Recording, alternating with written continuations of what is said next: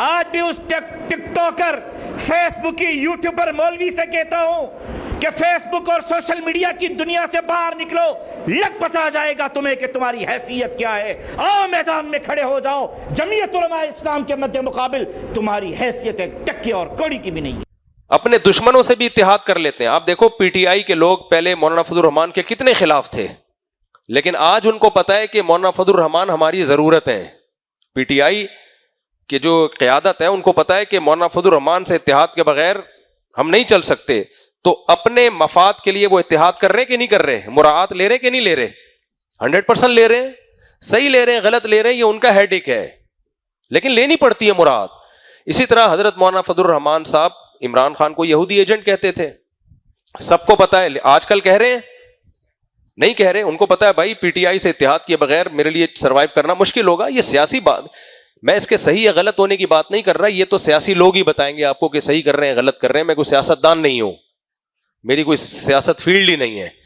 تو سیاسی لیڈر جس چیز کو بہتر سمجھتے ہیں اپنے لیے وہ کام وہ کرتے ہیں، حکومت سے بھی اسٹیبلشمنٹ سے بھی فائدے اٹھاتے ہیں۔ تو اس لیے میرا خیال یہ ہے کہ اس میں ہمیں سیاست سے ہٹ کے دیکھنا چاہیے کہ ایک امام جو بیچارہ قسم پرسی کی حالت میں ہوتا ہے، مسجد کا امام جو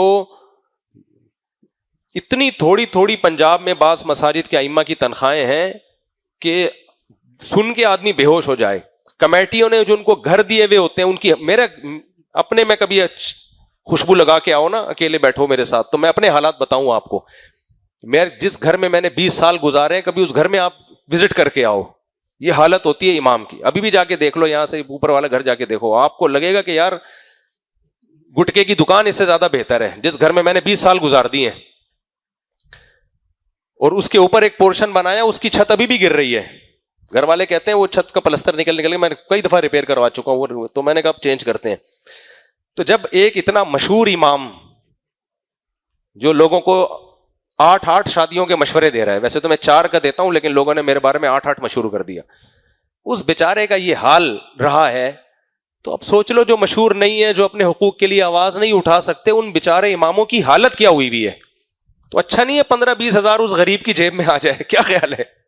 وہ بھی کچھ اچھا کھا لے، اچھا پہن لے۔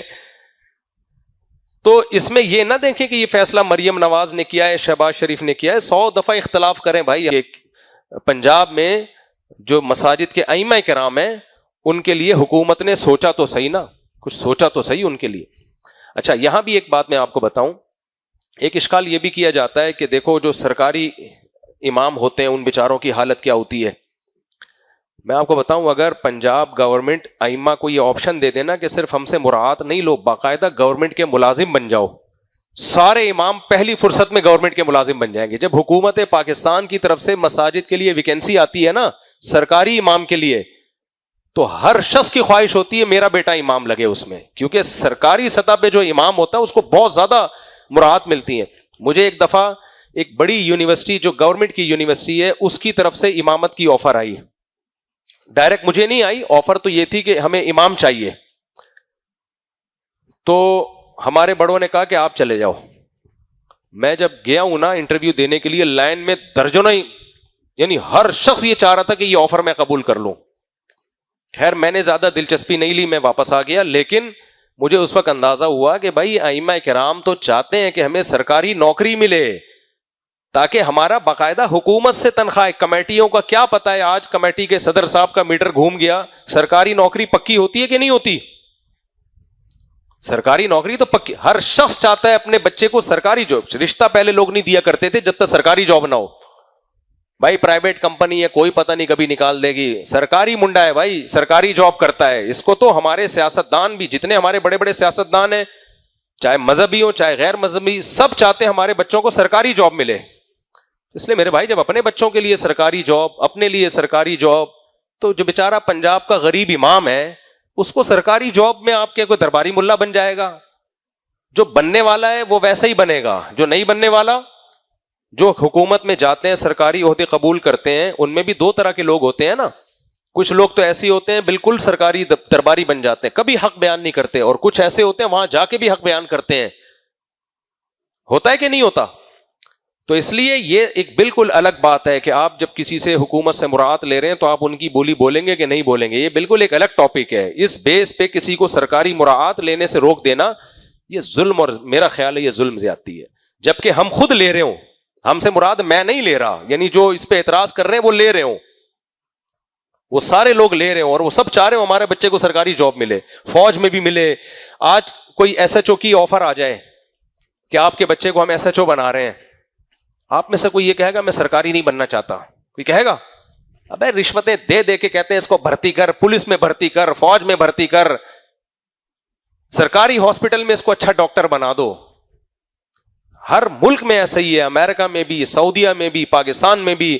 لیکن جب بات آ رہی ہے بیچارے امام کی اور اس کو حکومت سرکاری ملازم بھی نہیں بنا رہی، حکومت کہتی ہے اکاؤنٹ نمبر دے دو آپ کے اکاؤنٹ میں پیسے پہنچ جائیں گے، اس پہ ہم اس کو وہ 25,000 بھی نہ کھانے دیں. تو یہ مجھے ایسا لگتا ہے یہ کیا ہے، یہ زیادتی ہے. تو اس پہ خوش ہونا چاہیے اور امام کو کھاتا پیتا دیکھ کے خوش ہونا چاہیے. باقی جو وہی بات میں دوبارہ لوٹاؤں گا، اس سے امام سرکاری ملازم بن جائے گا تو جو بننا ہے وہ سرکاری نہیں بنے گا، وہ کمیٹیوں کا ملازم بنے گا، کچھ محلے کے سیٹھوں کا ملازم بنے گا. میرا تو خیال ہے امام کی جب گورنمنٹ سے تنخواہ آئے گی تو سر اٹھا کے جیے گا. وہ کہے گا تو کسی کے باپ کا نہیں کھاتے اس محلے میں. وہ کیا کہے گا؟ اس محلے میں کسی کا باپ کا نہیں کھاتے. سمجھتے ہو کہ نہیں سمجھتے؟ جو لوگ بھی کہہ رہے ہیں نا کہ اماموں کو حکومت پیسے دے گی تو وہ بیچارے یعنی وہ سرکاری بن جائیں گے، تو آپ پھر اس کا کوئی آلٹرنیٹ بنائیں. جتنے بھی ہمارے دینی تعلیمی اداروں کے بورڈ ہیں جو دینی تعلیم، وہ پھر کوئی سیٹ اپ بنائیں اماموں کی اچھی تنخواہوں کے لیے. جامعۃ الرشید کو چاہیے، بنوری ٹاؤن کو چاہیے کہ جب ان کے طلبہ جو فارغ ہوتے ہیں وہ کسی مسجد میں امام لگتے ہیں تو اس امام کو ادارہ خالی نہ چھوڑے، ادارہ کہے کہ آپ جہاں بھی جاؤ گے آپ کی تنخواہ کس کے ذمہ ہے؟ بولو، ہمارے ذمہ. میں نے جامعۃ الرشید میں بھی یہ تجویز پیش کی اور بھی اداروں میں تجویز پیش کی، لیکن ہم لوگ کہاں اس پر عمل کرتے ہیں؟ بھائی آپ کے جو فارغ تحصیل طلبہ ہیں مساجد میں آپ ان کو امام لگائیں اور آپ بولیں محلے سے تمہیں، بے شک ہم چندہ ہم کریں گے محلے سے، لیکن تنخواہ ہم تمہیں دیں گے اور اچھی تنخواہ دیں گے، اتنی دیں گے کہ تمہیں کسی سرکاری مراعات کی ضرورت رہے گی نہیں. کیونکہ اداروں کے پاس پیسے ہوتے ہیں، ان کے پاس سورس آف انکم بھی ہوتا ہے، سورس آف انکم ہوتی ہے. وہ بے شک اسی محلے سے بھی چندہ کریں تاکہ ادارے پہ بوجھ نہ آئے. ادارہ اپنی طرف سے یہ بنا رہا ہوتا پالیسی، چاہے جامعۃ الرشید ہو، بنوری ٹاؤن ہو، دارالعلوم کرنگی ہو، اس میں سب کی میں جنرلی ایک بات کر رہا ہوں، ادارے نے پالیسی بنائی ہوتی کہ بھائی ہمارا فارغ التحصیل شخص، چاہے وہ بریلویوں کا مدرسہ ہو، چاہے وہ اہل حدیثوں کا مدرسہ ہو، جتنے بھی بورڈ ہیں تعلیمی بورڈ ہیں، اہل حدیثوں کے ہوں، بریلویوں کے ہوں یا اہل سنت کے ہوں، جس دیوبندیوں کے ہوں، جس کے بھی ہوں، وہ یا تو یہ ذمہ داری اٹھا رہے ہوتے ہیں نا کہ ہمارا فارغ التحصیل بچہ جہاں بھی جائے گا تو اس کی تنخواہ کی ذمہ داری ہم اٹھائیں گے اور اس کو اچھی تنخواہ دیں گے، اچھا گھر دیں گے، اس کو ایک سوسائٹی میں ایک عزت کی زندگی گزار سکے گا. اور اس تنخواہ کے لیے اسی علاقے سے چندہ کرنا بھی کس کی ذمہ داری ہے؟ ہماری ذمہ داری ہے. آپ کا تو اپنا کوئی ایسا نیٹ ورک کوئی سیٹ اپ ہے نہیں، لاوارث چھوڑا ہوا ہے، بچہ مدرسے سے فارغ ہوتا ہے وہ بیچارہ